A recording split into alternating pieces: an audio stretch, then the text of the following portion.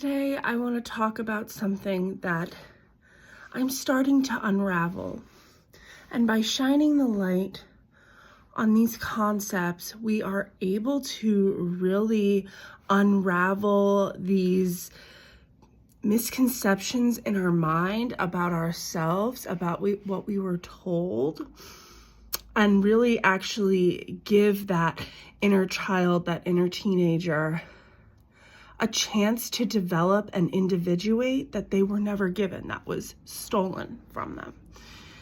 And so what I want to talk about is within the narcissistic family unit, or any sort of dysfunctional family unit, what happens when we target a scapegoat, and what happens with the family scapegoat abuse when the other members sort of let another family member take on some of the trauma that they don't want to deal with. So this can look like having one person be the problem, having one child always be labeled as the problem, having the two parents sort of in this tug of war over one child where the dysfunction in their relationship is then taken out and blamed on the child. Now, this can be incredibly harmful, and we need to learn how to identify this and identify this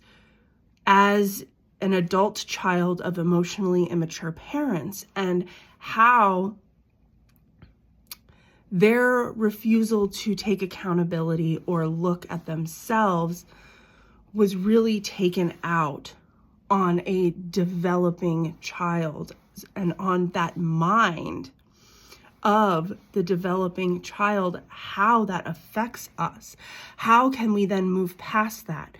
Now, this is also seen and disproportionately affects women, in particularly neurodivergent women. You also have the firstborn, the parentified daughter, who takes on all of these traumas from the family line.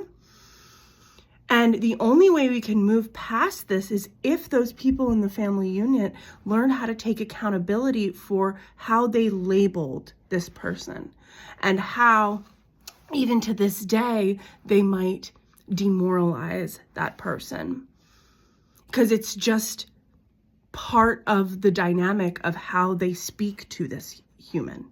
And again, this is a human. This is not someone for you to put down and say that you are better than, because of the trauma that has been dumped upon them to deal with, so that you could go and live your life and ignore the real work that's happening.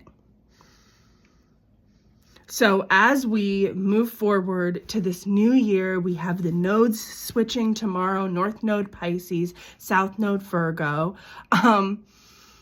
This is really prevalent in the way that the divine feminine can be mistreated, because oftentimes in these patriarchal, dysfunctional family units, the one who speaks up, the one who is daring and willing to stand up for themselves and for what is right, is often the one that is vilified. You are not the villain. You are the goddamn hero. And everybody that scapegoated you, that betrayed you, those family members, your first connections that decided to betray you,